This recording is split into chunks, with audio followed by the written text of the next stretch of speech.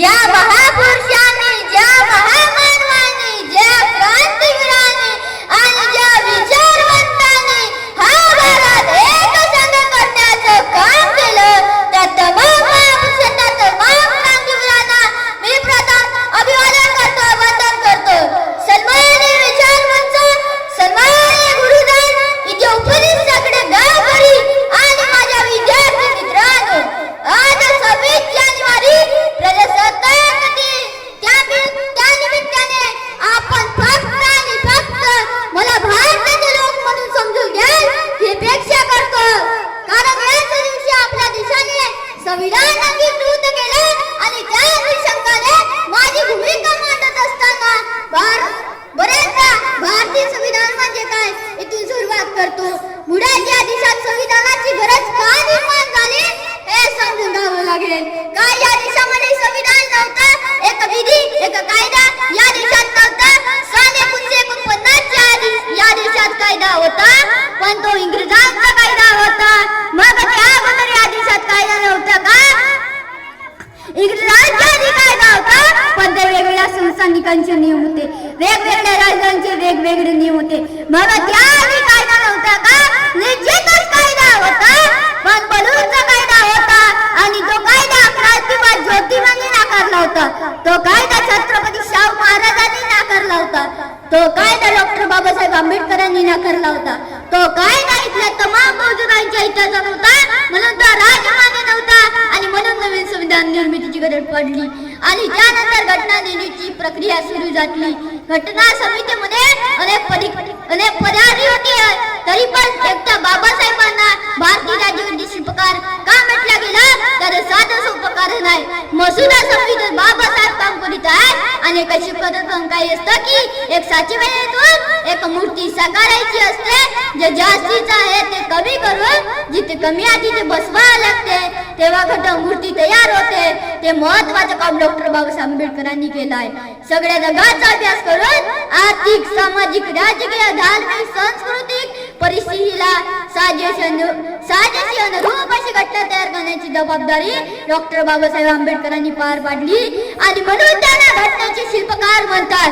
या देशात एकूण 350 जाती, 7500 भाषा, 17 पंथ, 10 धर्म आहेत आणि या सर्वांना एकत्रित करणारा कोणताही धर्मग्रंथ नसून डॉक्टर बाबासाहेब आंबेडकरांनी लिहिलेलं संविधान आहे. आणि म्हणून आपण संविधानाचा एकोपा राखणं काळाची गरज आहे. आणि म्हणून बाबासाहेब कुठल्याही जातीची मक्तेदारी नाही, तर ती राष्ट्राची अस्मिता आहे आणि तिला कुणी वाटू शकत नाही.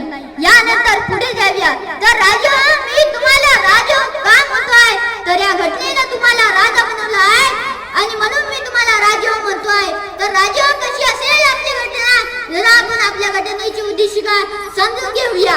काही जणांनी ऐकलेली असेल, आता शाळेच्या प्रत्येक पुस्तकात आहे. आता बऱ्याचशा सरकारी कार्यालयामध्ये भारतीय संविधानाची उद्देशिका लावली आहे. पण असं सगळं असताना ती उद्देशिका मुळात आपल्याला समजली का हा खरा प्रश्न आहे. ती उद्देशिका मुळात आपल्याला कळली पाहिजे. संविधानाची उद्देशिका ज्याला तुम्ही प्रियांबल म्हणता, ज्याला तुम्ही प्रास्ताविका म्हणता, ज्याला तुम्ही घटनेचा सरनामा म्हणता, ज्याला तुम्ही घटनेचा छोटा प्रारूप म्हणता, ज्याला जगातल्या सर्वोच्च गुंतवणूकांनी नावाजलं, त्याचे लेखक आहेत आपल्या भारताचे पहिले पंतप्रधान पंडित जवाहरलाल नेहरू आणि त्यावर काही ठिकाणी एडिटिंगचं काम केलं डॉक्टर बाबासाहेब आंबेडकर. त्याचे 3 भाग महत्वाचे. त्याचा पहिला भाग म्हणजे घटनेची निर्मिती कशी झाली. ही घटना निर्माण कोणी केली. संविधान सभेच्या जेव्हा वेगवेगळ्या सभा चालू होत्या तेव्हा त्या सभांमध्ये याची सुरुवात कुठून करायची, ही घटना निर्माण कोणी केली, त्या वेगवेगळ्या राज्यप्रतिनिधी होते. ते सांगत होते की आपल्या आपल्या धर्मानुसार सुरुवात करावी. हिंदू प्रतिनिधी म्हणाले सर्व साक्षी ईश्वराला प्रणाम मानव, तर मुस्लिम प्रतिनिधी म्हणाले ऐसा नहीं चलेगा भैया, अल्लाह के नाम से शुरू करो. तर ख्रिश्चन सांगतात ते नेम ऑफ गॉड से सुरुवात करता येईल. तर सर्वप्रथम सांगतात वाहेगुरु की फतेह अशी सुरुवात करावी. कोणी कुणाचं ऐकत नव्हतं, नुसता गोंधळ उडाला होता.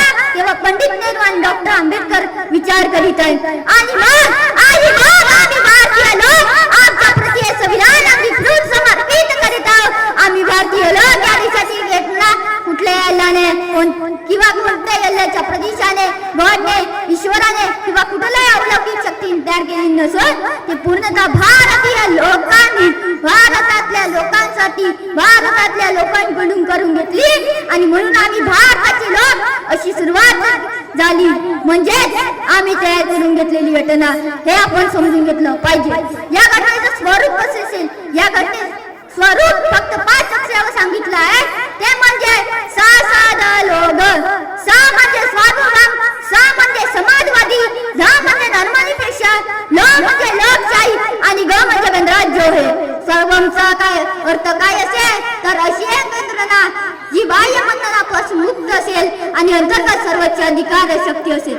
आतापर्यंत काय होतं तर या देशात इंग्रजांचा मोह होता, इथून पुढे आमचा असेल त्याला सार्वभौम म्हणतात. कशी असेल आपली घटना तर ती समाजवादी असेल. समाजवादी म्हणजे कशी तर काही उत्पन्नाची साधने सरकारकडे असतील तर काही उद्योग व्यक्तीच्या मालकीचे असतील. आपण समाजवादी आहोत. कशी असेल आपली घटना तर अशी असेल आपली घटना अशी असेल धर्मनिरपेक्ष असेल. हा कायदा धर्मनिरपेक्ष असेल. कुठल्या धर्माचं वर्चस्व असणार नाही. भारत कुठल्या धर्माच्या नावाने ओळखला जाणार नाही. जसे मुस्लिम राष्ट्र पाकिस्तान, इराक, इराण इत्यादी. भारतामध्ये सर्वोच्च धर्माचे अस्तित्व आहे आणि भारत सर्व धर्म समभाव आहे, म्हणजे तो सर्व धर्मांना मानणारा देश आहे. आपण आपला वरचा कॅलेंडर बघा, सर्व धर्माचे सण साजरे करण्याची मुभा आहे. कशी असेल आपली घटना तर ती लोकशाही मूल्यांना जपणारी असेल. लोकांसाठी चाललेले राज्य म्हणजे लोकशाही होय. ही घटना लोकशाहीची असेल. या घटनेमध्ये प्रत्येक नागरिकांना काही मूलभूत अधिकार असतील. कशी असेल आपली घटना तर ती गणराज्यपदीची आहे. गणराज्य म्हणजे काय तर आपला राजा राणीच्या पोटातून नाही तर लोकांच्या मतपेटीतून जन्माला आला पाहिजे, अशी घटना सांगितली गेली आहे. ही घटना का तयार केली, या घटनेचे उद्दिष्ट काय तर त्यात सांगितले गेलं सामाजिक, आर्थिक व राजनैतिक न्याय. सामाजिक न्याय म्हणजे व्यक्तीमध्ये कुठलाही भेद राहणार नाही. हा नीच तो श्रेष्ठ असा कुठलाही भेद करता येणार नाही. सामाजिक न्यायाच्या प्रास्ताविक तत्व जोपासले जावे ही प्रमुख भूमिका आणि त्यासाठीच कायदा काम करेल असे सांगितले गेले. पण वास्तवात मात्र असं होत आहे का तर उत्तर मात्र कठीण आहे. सामाजिक न्याय बरोबरही आर्थिक न्याय प्रस्थापित झाला पाहिजे. आर्थिक न्याय म्हणजे काय तर सत्ता आणि संपत्तीची फेरवाटप करताना प्रत्येकाला रोजीरोटी सम्यक मार्गाने मिळवता आली पाहिजे, ती संधी मिळाली पाहिजे. आणि तिसरं महत्वाचं सांगितलेलं आहे राजनैतिक न्याय. राजनैतिक न्याय म्हणजे यात 2 गोष्टी महत्वाच्या आहेत. एक व्यक्ती एक मत फार महत्वाचा आहे, कारण एक मताचा अधिकार आपल्याला मिळाला नसता तर तुम्हाला आम्हाला कुणी विचारलं नसतं. आणि तो अधिकार आहे म्हणून आमचे पुढारी हात जोडून वाकून आमच्या गावात येतात, आमच्या घरात येतात. ही संविधानाची देण आहे. या अधिकारानेच तुम्हाला या देशाचा राजा बनवला आहे. हा असेल राजनैतिक न्याय. हे आपण समजून घेतलं पाहिजे. सामाजिक, आर्थिक व राजनैतिक न्याय ही राज्यघटना आपल्याला येईल, हे उद्दिष्ट होते. दुसरं महत्वाचं म्हणजे दर्जा आणि संधीची समानता होय. सर्वांची सामाजिक पातळी समान आहे. तुम्हाला कुठे जायचं असेल तर तुम्हाला समान संधी मिळाली पाहिजे, अशी घटना सांगितली गेली. जात, धर्म, लिंग यावरून तुमचा प्रवेश नाकारला जाऊ शकत नाही, अशी घटना ही असेल दर्जा आणि संधीची समानता. आणि तिसरं म्हणजे विचार, श्रद्धा, उपासनेचे स्वातंत्र्य. म्हणजे काय तर ते असे असेल मुस्लिम असेल त्याने मस्जिदीत जाऊन नमाज अदा करावी, हिंदू असेल त्यांनी मंदिरात जाऊन पूजा करावी, ख्रिश्चन असेल त्यांनी गिरजाघरात जावं. पण व्यक्तीने धर्म व्यक्तिगत ठेवावा.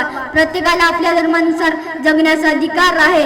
आणि त्यासोबत असे सांगितले गेले आहे की व्यक्तीने आपला धर्म व्यक्तिगत ठेवावा. त्याची धार्मिक चौकट आहे, ती चौकट सामाजिक गोंधळाची स्थिती निर्माण करणार नाही याची काळजी घ्यावी. हे सर्व निश्चितपणे प्राप्त करून देण्याचा व्यक्तीची प्रतिष्ठा व राष्ट्राची एकता आणि एकात्मता यांची आश्वासन देणारी बंधुता प्रदीप्त करण्याचा संकल्पपूर्वक निर्धार करीत आहोत, अशी असेल आपली घटना. ही होती आपल्या संविधानाची उद्देशिका. हा होता आपल्या घटनेचा सरनामा, ज्याला तुम्ही प्रियांबल म्हणता. ही घटना कशी असेल तर ती अशी असेल या संविधानानं आपल्याला काही हक्क आणि अधिकार दिले ते काटेकोर पाळले जातात का हे समजून घेतलं पाहिजे. शिकलेल्यांना नोकरी मिळावी, ज्यांना नोकरी नाही त्यांना व्यवसाय करण्यासाठी भांडवल उपलब्ध करून द्यावं, जे शेतकरी आहेत त्यांना खत बियाणे उपलब्ध करून धान्याला भाव देण्यात यावा, ज्यांच्याजवळ काहीच नाही त्यांना रोजगार हमीच्या माध्यमातून रोजगार उपलब्ध करून द्यावा, जेणेकरून या देशातला कोणताही नागरिक उपाशी राहू नये अशी घटनेत तरतूद आहे. पण असं होते का? डॉक्टर बाबासाहेब आंबेडकर संविधान देताना सांगतात ही माणसं संविधान का बनवले आहे तर या देशातील पुढारी खूप देशभक्त आहेत म्हणून नाही, तर या देशातल्या पुढाऱ्यावर माझा विश्वास आहे म्हणून नाही, तर या देशातल्या नागरिकांवर माझा विश्वास आहे आणि तो विश्वास तुम्ही टिकवून ठेवाल अशी मला खात्री आहे आणि म्हणून मी अशी घटना बनवली आहे. त्यानंतर डॉक्टर बाबासाहेब आंबेडकर या देशाला संविधान देताना सांगतात, संविधान किती चांगले असले तरी त्या मुलात आणणारे लोक जर वाईट असतील तर संविधान अपयशी ठरेल. म्हणजे प्रथमतः भारतीय आहे आणि अंततः सुद्धा यावरून त्यांचे भारतावर असलेले अपार प्रेम दिसते. आज आपल्या स्वातंत्र्याला 77 वर्ष पूर्ण झाली, पण आपण खऱ्या अर्थाने स्वातंत्र्य झालोत का? या देशात सत्ता प्रस्थापित झाली का? आजही आमच्या देशात आया बलात्कार होताना दिसतात. मग आमची आई बहीण सुरक्षित आहे का?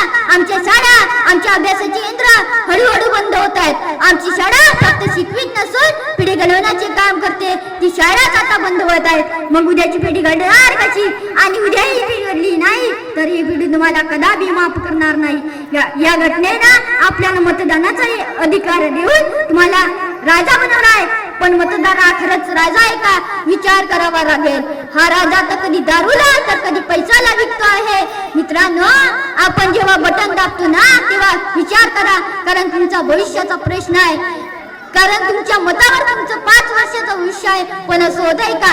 आपल्या देशाचा मालक हा स्वतःला विकतो आहे आणि म्हणून मला असे वाटते कभी वोटो दिले मर गए, कभी वोटो दिले मर गए, कभी वोटो दिले मर गए, कभी नोटो दिले मर गए, कभी जात के नाम पर मर गए, कभी धर्म के नाम पर मर गए. आज अगर जिंदा होते भगत सिंह तो क्या देश सुधरे उससे या रंगीन कमीनों के लिए मर गए कि कमीनों के लिए मर गए. मित्रांनो, आपण कधी विचार केला का समाजामध्ये बदल का होत नाही? तर कारण गरीब माणसामध्ये हिंमत नाही, मध्यमवर्गीयांकडे वेळ नाही आणि श्रीमंत माणसाला कुणाची गरज नाही आणि म्हणून समाजामध्ये बदल घडत नाही. हे समजून घेतलं पाहिजे. या विचार मंचाने मला आपले मत मांडण्याची जी संधी उपलब्ध करून दिली त्यासाठी या विचार मंचांचे मी पुन्हा